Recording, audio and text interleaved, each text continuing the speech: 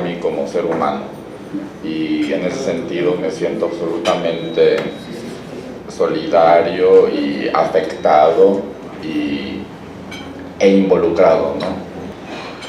Szymon Laks es un señor que nació en 1901 en Polonia, estudió música y a los 24 años se fue a estudiar a París con sus dos hermanos. Eran todos melómanos. Él era también políglota, además del polaco y el francés, sabía bien alemán e inglés, y sus hermanos lograron escapar en el año 41-42 de la persecución nazi, 42 me parece, pero él cayó prisionero. Sobrevivió a Auschwitz y escribió alrededor de 7 libros de memorias.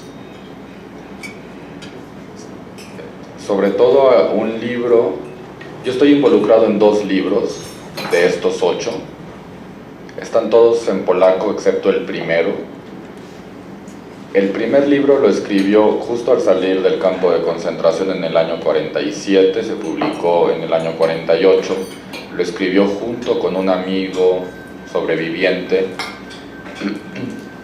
Pasaron 30 años y en el año 76, ya con 3 décadas de distanciamiento, con reencuentros con antiguos amigos, reescribe ese libro, que es el libro que yo leí primeramente y que a mí me conmocionó muchísimo, porque es un gran escritor y es un alma bastante sensible que tiene la capacidad de transmitir con fidelidad todas sus impresiones.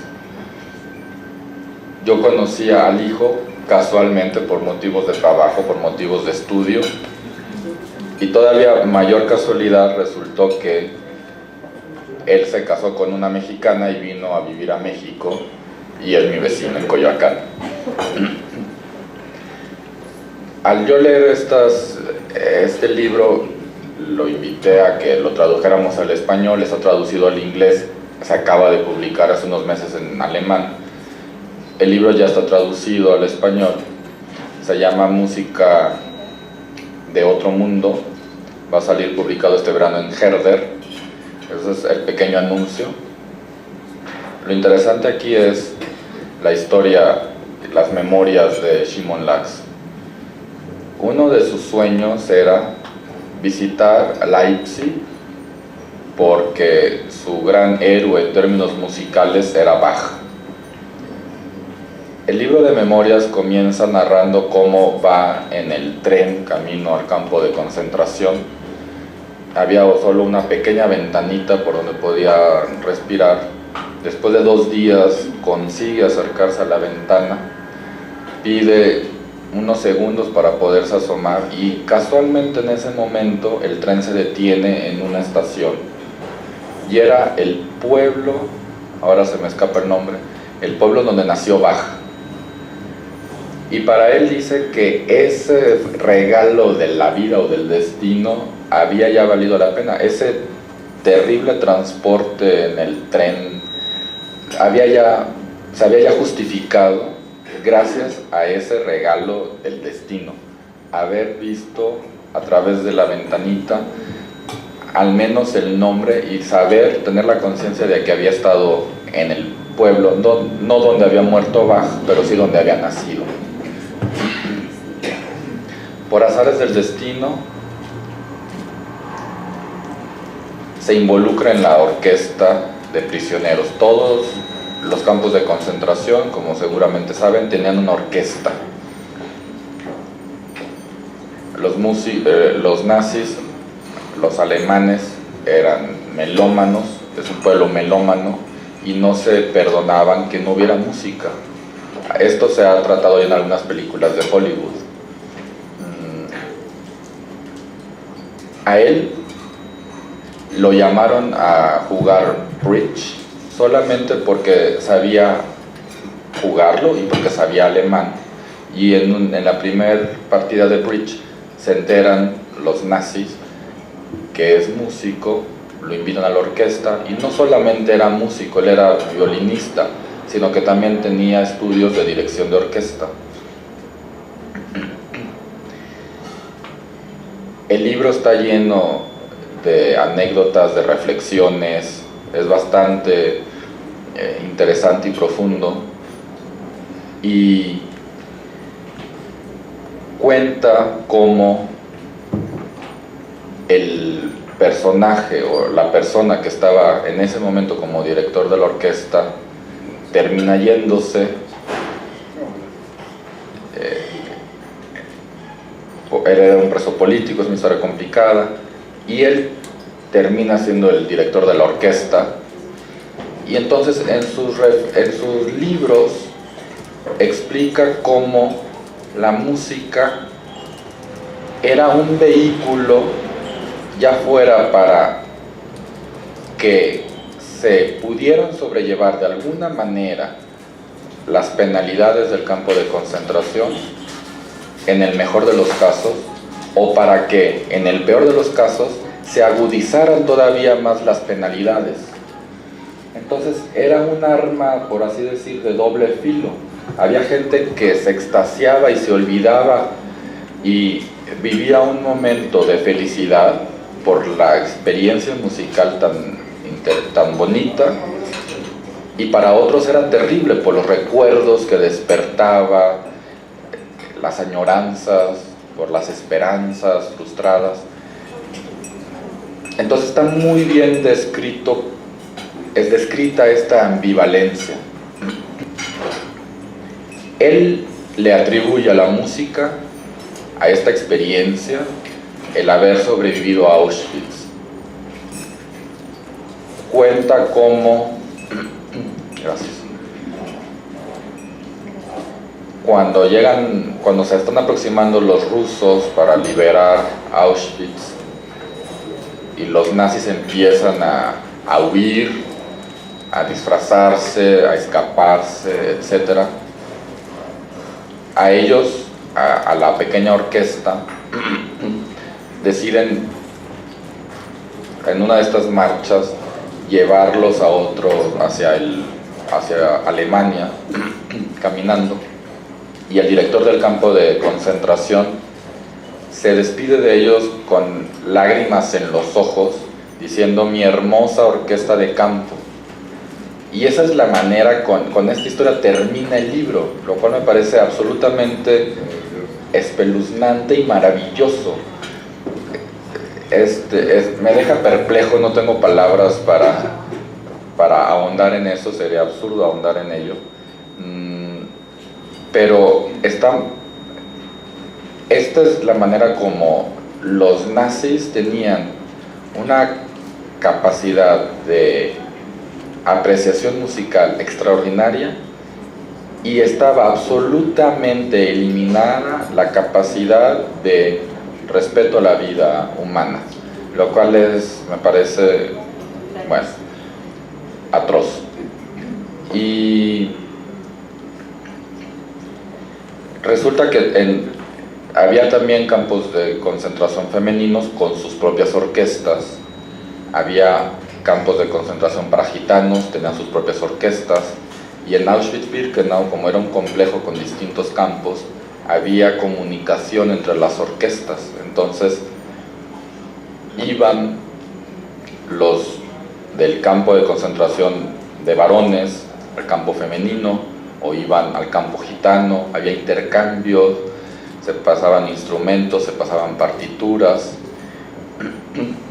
Tocaban 2 veces al día, en la mañana, cuando salían las grandes columnas de prisioneros a trabajar a los campos abiertos, y en la tarde al volver.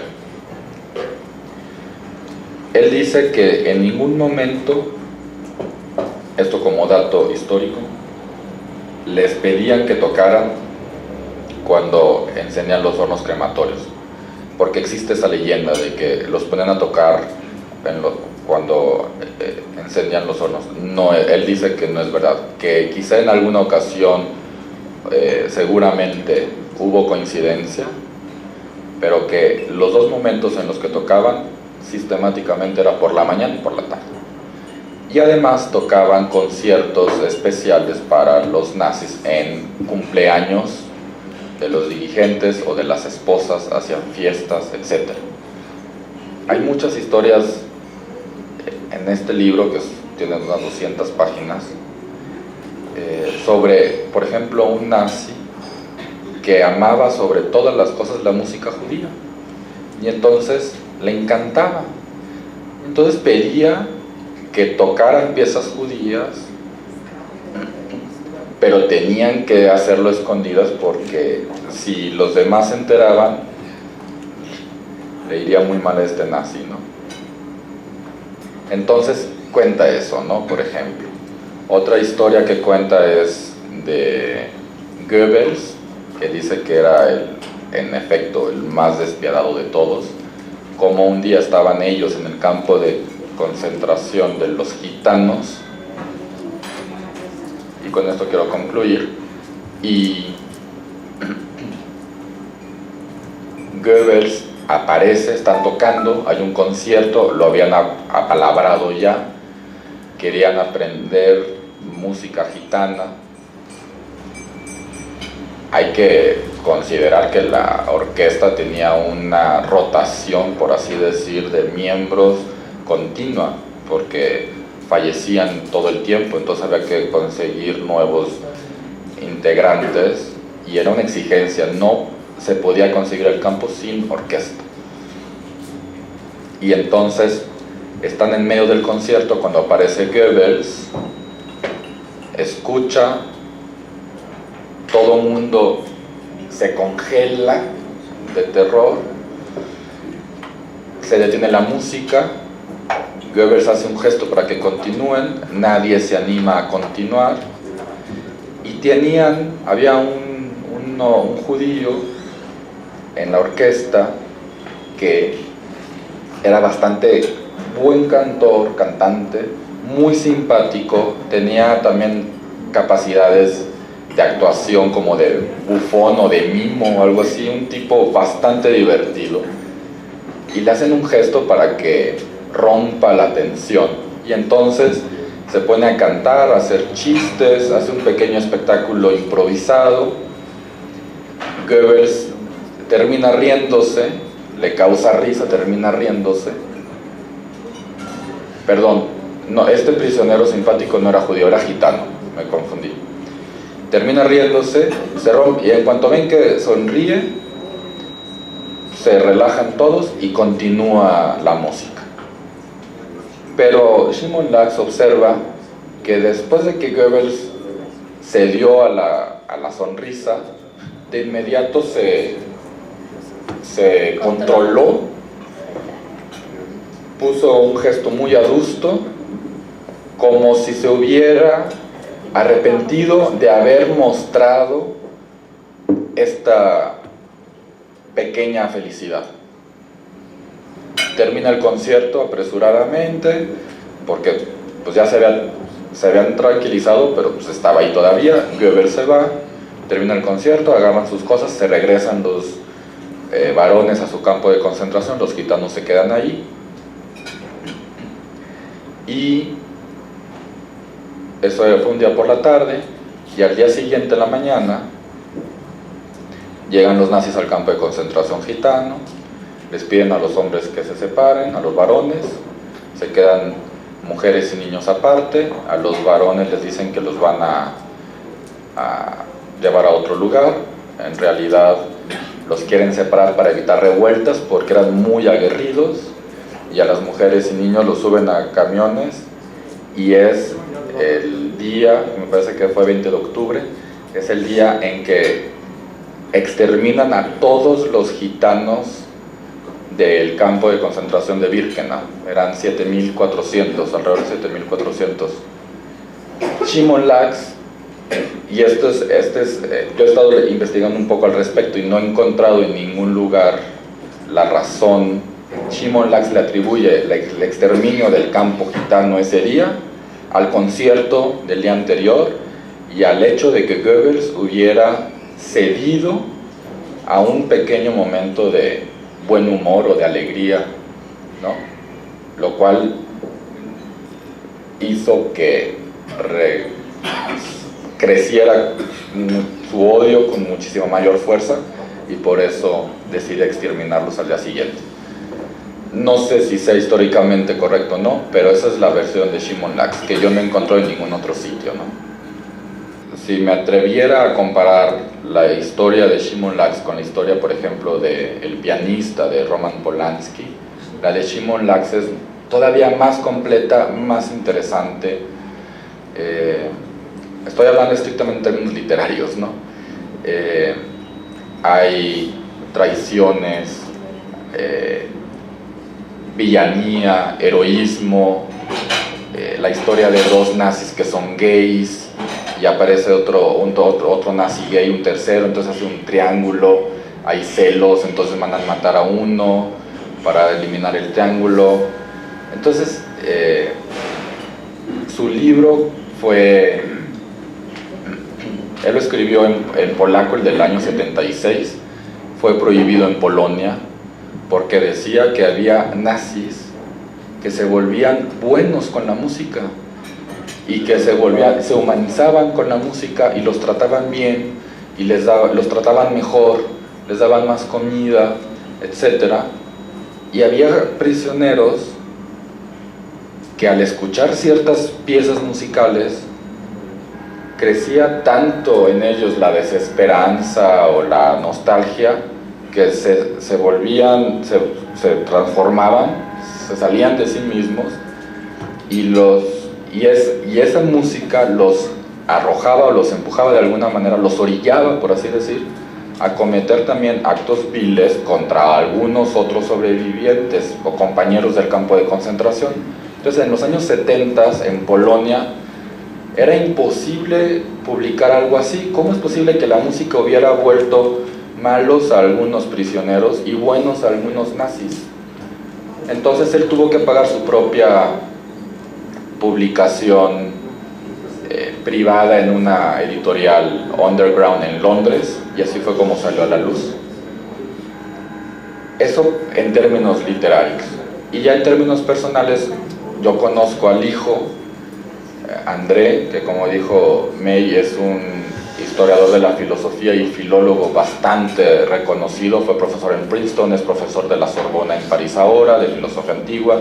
Yo hice mis estudios sobre filosofía griega, Aristóteles, conocía sus libros, sus puntos de vista, lo conocí yo en un congreso sobre Aristóteles, nada que ver con estos temas, y con el paso del tiempo, un día revisando de la manera más trivial como nos enteramos hoy en día los de mi generación, Facebook, me enteré que su papá había estado en Auschwitz. Yo no lo podía creer. Me metí a su página, ahí tiene toda la historia escrita en francés. Me pareció estremecedora. Esto que les acabo de contar está muy bien escrito y muy resumido. Y entonces empecé a leer todo, y empecé a reunirme con él, a hablar con él del tema. Como les digo, resultó ser mi vecino, vive a 3 minutos de mi casa. Y yo le propuse pro bono, sin cobrar de ninguna manera, traducir el libro para que estas historias se conozcan mejor en México. Yo tengo la impresión de que en México el nazismo es una cosa que se ve como simpática. En algunos medios es relativamente fácil encontrar memorabilia nazi en los mercadillos, en la Lagunilla, en una ferretería que hay al lado de mi casa hay también botoncitos con suásticas, y yo no lo puedo entender ni tolerar. Y entonces me propuse desde hace varios años concientizar a los mexicanos de esto.